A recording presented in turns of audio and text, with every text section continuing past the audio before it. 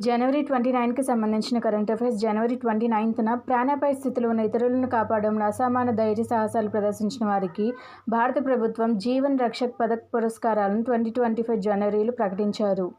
Parliament budget సమావేశాల తొలి రోజు ఉపసభలను ఉద్దేశించి రాష్ట్రపతి ద్రౌపది ముర్ము దేశ భద్రత మరియు గ్రామీణాభివృద్ధిపై ప్రభుత్వ దృఢ సంకల్పాన్ని చాటి చెప్పారు. కేంద్ర బడ్జెట్ 2026-27 రూపకల్పన ప్రక్రియలో కీలకమైన హల్వా వేడుక మంగళవారం ఢిల్లీలోని నార్త్ బ్లాక్ బడ్జెట్ ప్రెస్లో ఘనంగా జరిగింది. బడ్జెట్ పత్రాల ముద్రణ ప్రక్రియ అధికారికంగా ప్రారంభమయ్యే ముందు తీపి పదార్థమైన హల్వాను వడ్డించడం భారతీయ సంస్కృతిలో ఏదైనా శుభకార్యం ప్రారంభించే ముందు నోరు తీపి చేసుకోవడం అనే ఆచారానికి నిదర్శనం. 2026 గణతంత్ర దినోత్సవ పరేడ్లో ప్రదర్శించిన ఉత్తమ కవాతు బృందాలు మరియు శకటాల విజేతలను ప్రభుత్వం ప్రకటించింది. భారత రక్షణ రంగంలో మైలురాయిగా నిలిచిన ఆకాశ్ మిసైల్ అభివృద్ధి ప్రయాణాన్ని ఉద్దేశిస్తూ ఆకాశ్ మిసైల్ ప్రస్థానం పుస్తకాన్ని కేంద్ర రక్షణ మంత్రి రాజ్నాథ్ సింగ్ మంగళవారం ఢిల్లీలో ఆవిష్కరించారు. గణతంత్ర దినోత్సవ వేడుకలకు విశిష్ట అతిథులుగా విచ్చేసిన పంచాయతీ ప్రతినిధులను గౌరవిస్తూ పంచం అనే ఏఐ ఆధారిత చాట్బాట్ను యూనిసెఫ్ సహకారంతో ప్రారంభించారు. 10 ఏళ్ల విరామం తర్వాత రిపబ్లిక్ డే పరేడ్లో స్వామిత్వ పథకానికి సంబంధించిన శకటాన్ని ప్రదర్శించారు.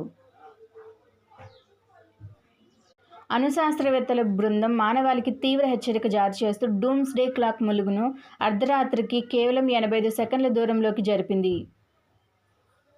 న్యూఢిల్లీలో జరిగిన ఇండియా ఎనర్జీ వీక్ 2026 సందర్భంగా గ్లోబల్ ఎనర్జీ కంపెనీల సీఈఓలతో ప్రధాని నరేంద్ర మోడీ సమావేశమయ్యారు. నీతి ఆయోగ్ దేశవ్యాప్తంగా ఎంపిక చేసిన వెనుకబడిన ప్రాంతాల అభివృద్ధిని వేగవంతం చేసేందుకు సంపూర్ణత అభియాన్ 2.0ను ప్రారంభించింది. కర్ణాటక రాష్ట్ర ప్రభుత్వం తులు భాషను రాష్ట్ర రెండో అధికారిక భాషగా ప్రకటించేందుకు సానుకూలత వ్యక్తం చేసింది. హీలియం గ్యాస్ లీకేజీలను గుర్తించడానికి చైనాలోని నాస్టింగ్ విశ్వవిద్యాలయ పరిశోధకులు ధ్వని తరంగాల ఆధారంగా పనిచేసే సరికొత్త సెన్సార్ను అభివృద్ధి చేశారు. మహిళల ఆరోగ్యంపై ప్రత్యేక దృష్టి సారిస్తూ మహారాష్ట్ర ప్రభుత్వం దేశంలోనే మొట్టమొదటిసారిగా ప్రత్యేక మోనోపాజ్ క్లినిక్ను ప్రారంభించారు. ఉత్తరాఖండ్లోని బాగేశ్వర్ జిల్లా ధాకురి ప్రాంతంలోని ఓక్ అడవుల్లో పరిశోధకులు హిమిలెక్కినం ఇండికం అనే సరికొత్త పుట్టగొడుగు జాతిని కనుగొన్నారు. ఆంధ్రప్రదేశ్లోని ప్రకాశం జిల్లా బెస్తవారిపాలెం పిటికాయల గ్రామంలోని చారిత్రక పిటికేశ్వర ఆలయం వద్ద 8వ శతాబ్దానికి చెందిన ఒక అరుదైన తెలుగు శాసనం కనుగొనబడింది.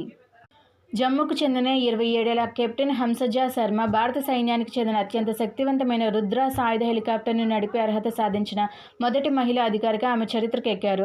ఇలాంటి కరెంట్ అఫైర్స్ వీడియోస్ కోసం నా ఛానల్ని సబ్స్క్రైబ్ చేయండి. Thank you.